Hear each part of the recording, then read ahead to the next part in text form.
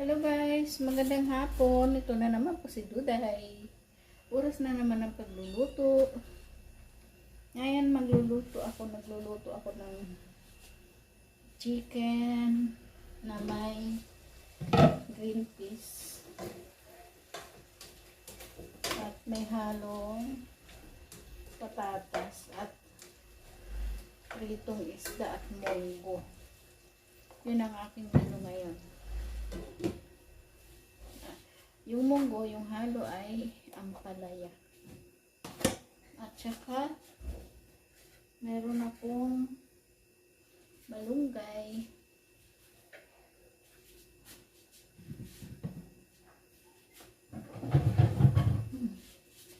At meron akong pangkitang isda.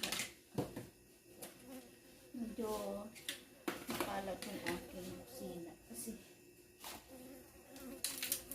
dami kong lulutuin.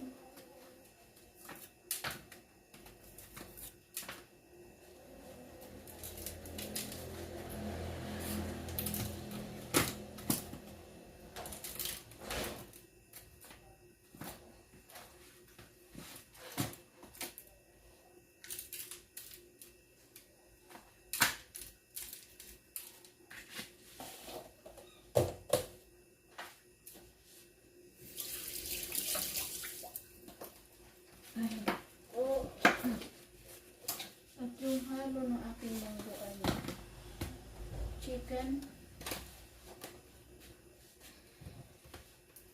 chicken pa din.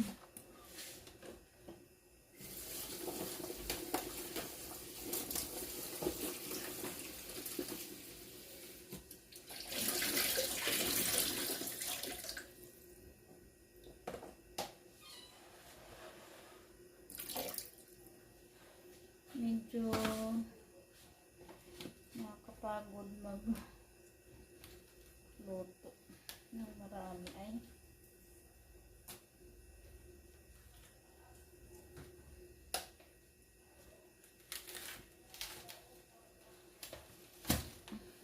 ka naman katulong magluto eh.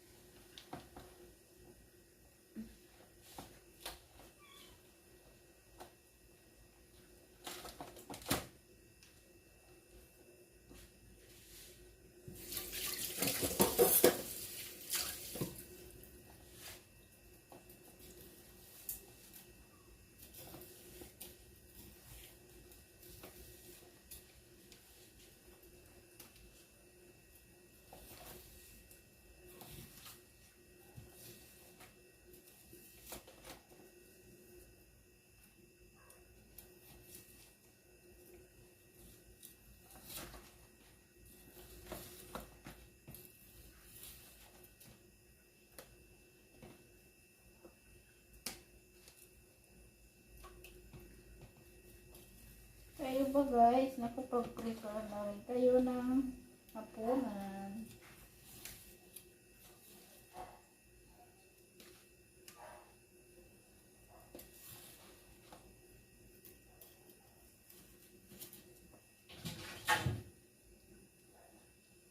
Kulit ng pusa dito sa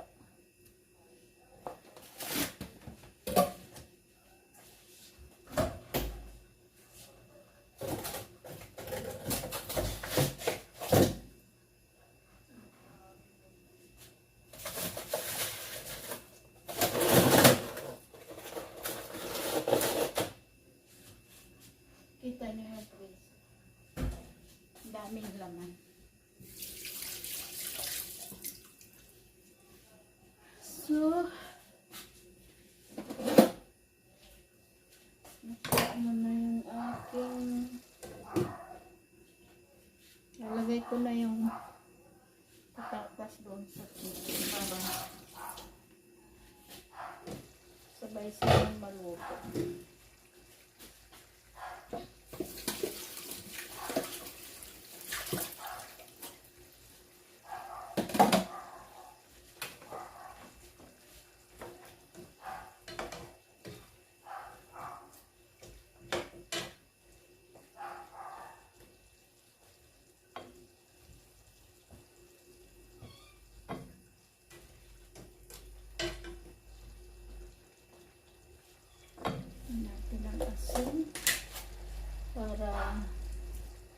magkalasa. Ay, naku. Asin. Okay. Malis ka nga dyan, panda.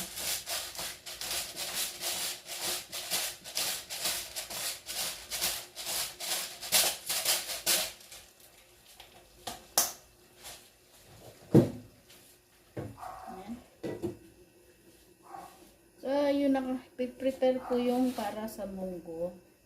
Gumamit lang ako ng chicken meat. Wala mo ng baboy.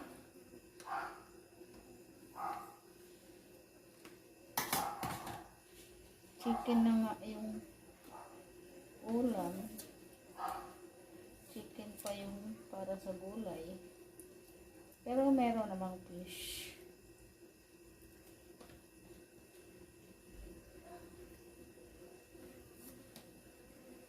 Dami. Yan.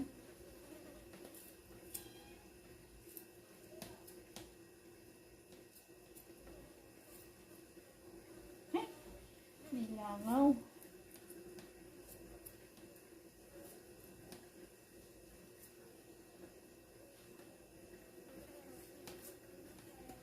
Kasi yung binta ay pintuan.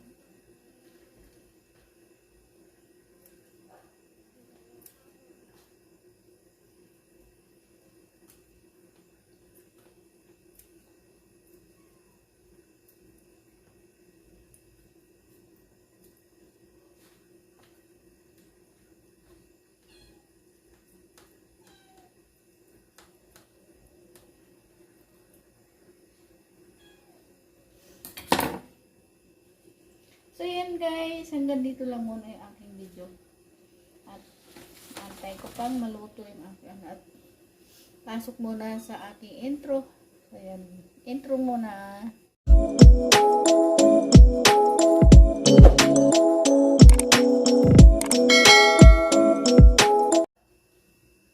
So guys, mag-ano na ako ng isda. Mag-prito. At himayin ko na rin yung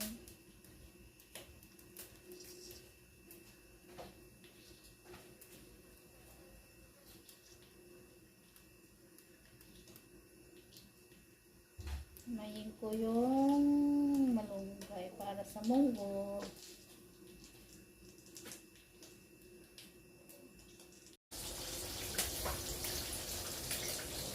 So yan guys, nagprito na ako ng isda.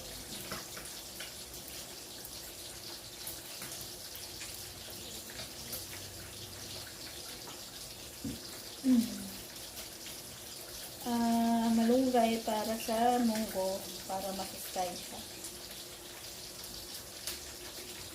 Ganda to sa katawan.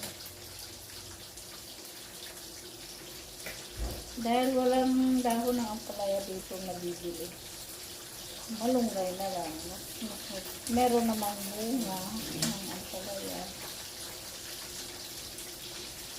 Yun na lang, nilagay ko.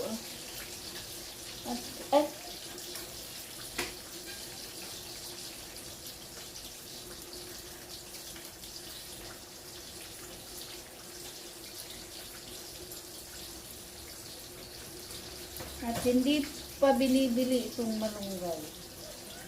Kinukuha lang sa kabilang bakod.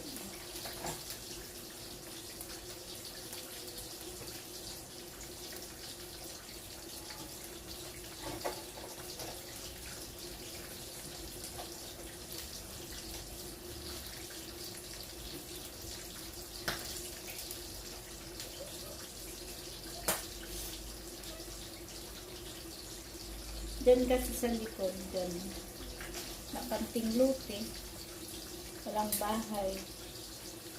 Tapos marami siyang malunggay na tumubo. Diyan kami kumukuha. Pag magtitinola, tulad nito, magluluto ng munggo. Masabi ng iba, ang munggo, napasakit daw ng tuhod. Kapag may uric acid ka daw, sakit yung mga muscle mo. Hindi ko alam kung totoo o hindi.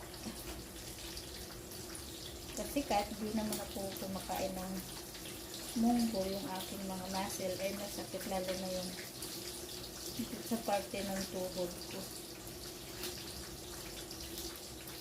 At kapag ako'y mayroong kukunin sa taas, tulad yan doon, mga tupperware,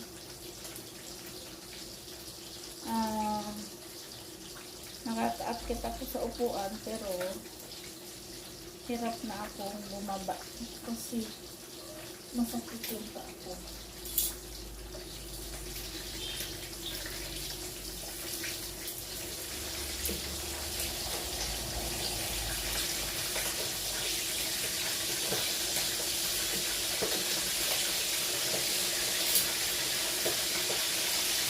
Kaya yun ang naiwasan ko. Minsan may umakyat sa mataas sa hagdanan na kasi pag gusto ko nang bumaba, nahihirapan akong bumaba.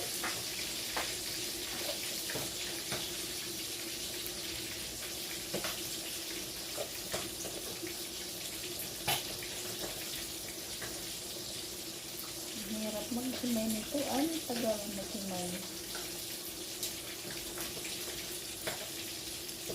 Pag ako kasi lang nag-himay, yung iniisa-isa kong nahawakan yung dahon para hindi na nagsasama yung kanyang mga tangkay. Kasi pag isama yung tangkay, mahirap na anuhin eh. Mas maganda lang kasi yung dahon lang nahawakan mo para kunin. At hindi na isasama yung mga ganito, mga tangkay. Mas mabilis ka. Kasi pag naubos mo na yan, hindi mo na naanuhan ng yung mga kahoy-kahoy niya. Malinis din na. At ako'y nag-prito habang ako'y nagtitimay at nagluluto din ako ng manok na may green peas at patatas. Yan ang aking lutuin ngayon. Simple lang yan guys, at hindi yan yung lutong pang social.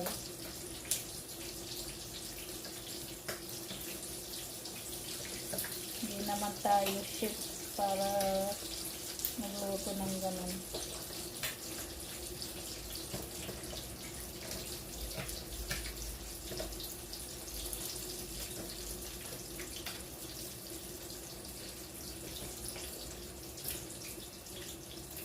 So yan, tapos na ako maghimay.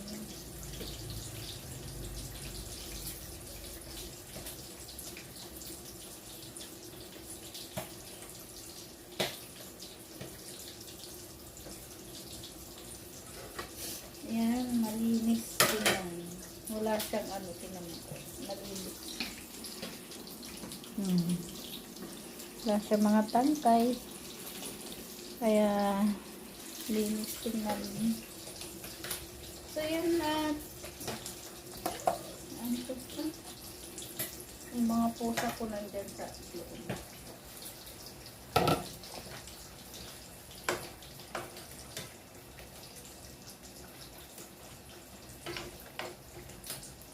Malambot na siya, malapit na maluto. Yan yung aking chicken, may green peas. At yun yung isda. Yan lang, simple lang yan.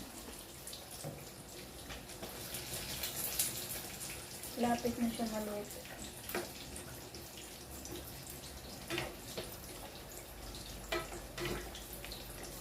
Konting na lang. At gigisa na ako ng mango pagkatapos ng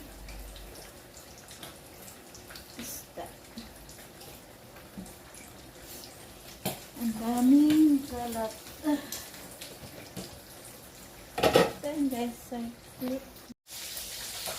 So yun guys, dahil luto na yung aking chicken, magluluto na ako ng munggo. Ayan na.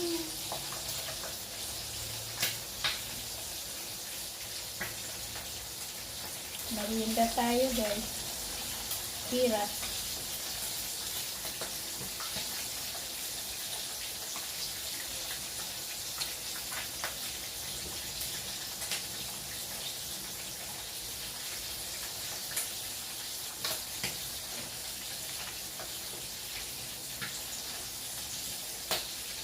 Tamis siya.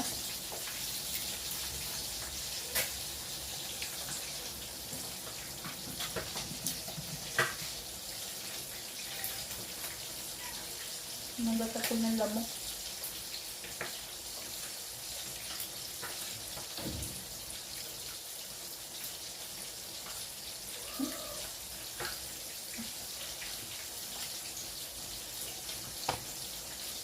Gilisa na ako.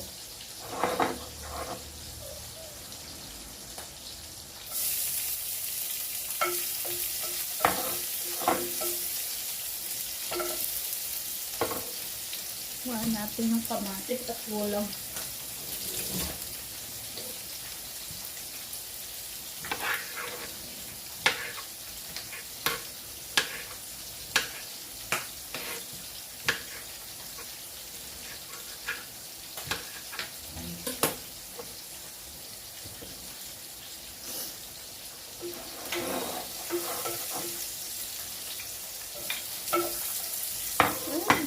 Lamok, mag-smarter pandas. Naapakan kita. Ang sulit nitong pusa.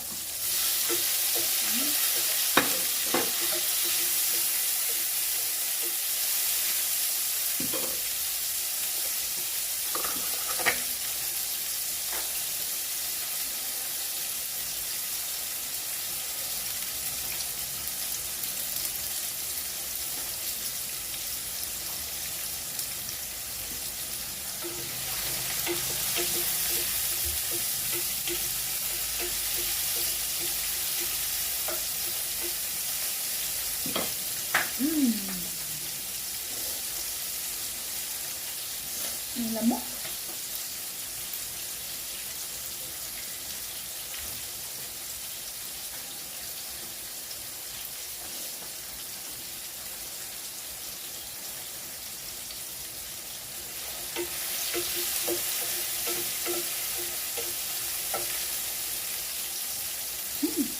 Asin na.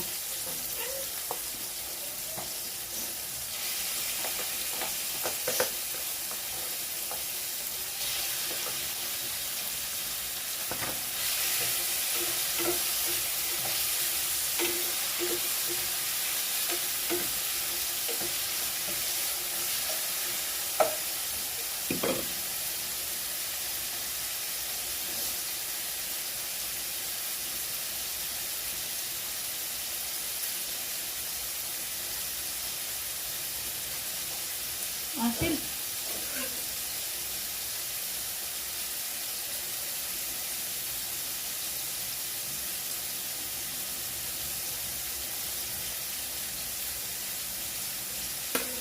Maasin.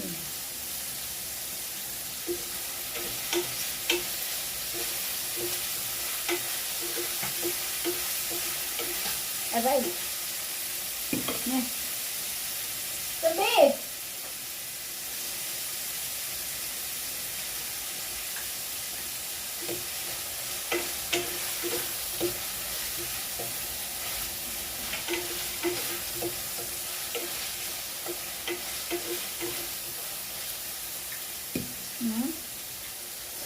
Asin. Dito na asin para ay.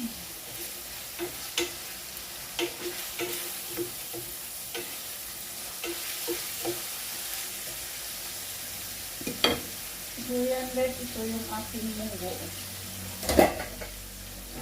Ang aking munggo at ibuhos ko na. Ang dami.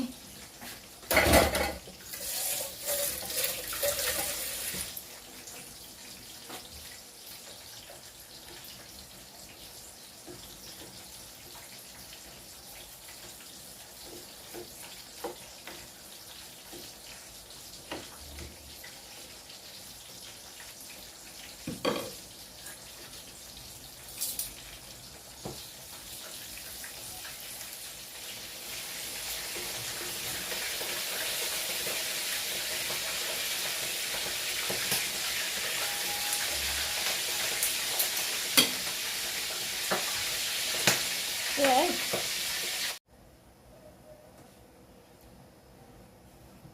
So yan guys, yan yung aking mga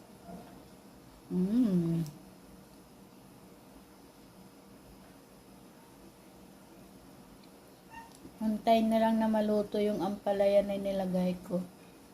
Saka ko ilalagay yung dahon ng malunggay. Antayin natin siguro mga 2 minutes. Hanggang 2 minutes lang. Para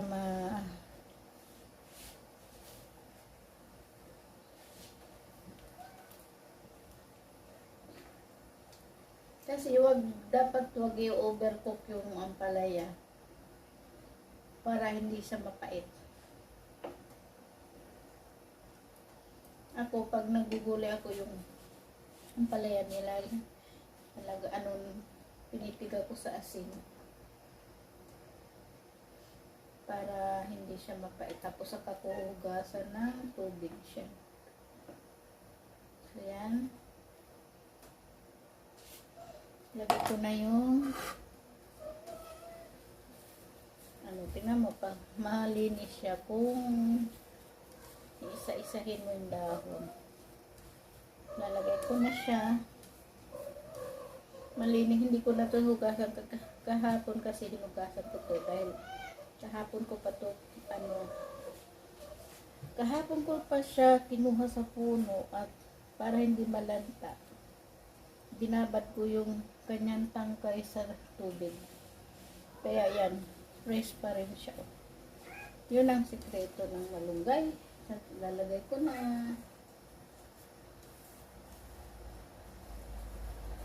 Para hindi malanta, pagkakuha nyo, halimbawa kinabukasan, pagkakuha nyo, kung yung hindi nyo naubos gamitin, huwag nyo ilalagay sa refrigerator.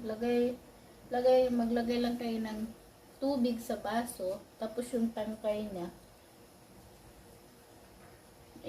doon nyo ibabad yung sa tubig. Hindi siya ay! Ba yan? Muni! Kakagulat ka.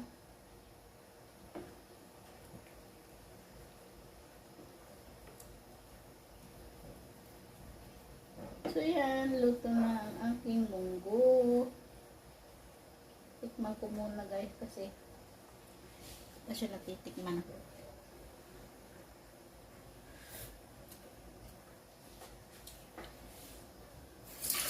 Medyo matabang. Dagdagan natin ng asin.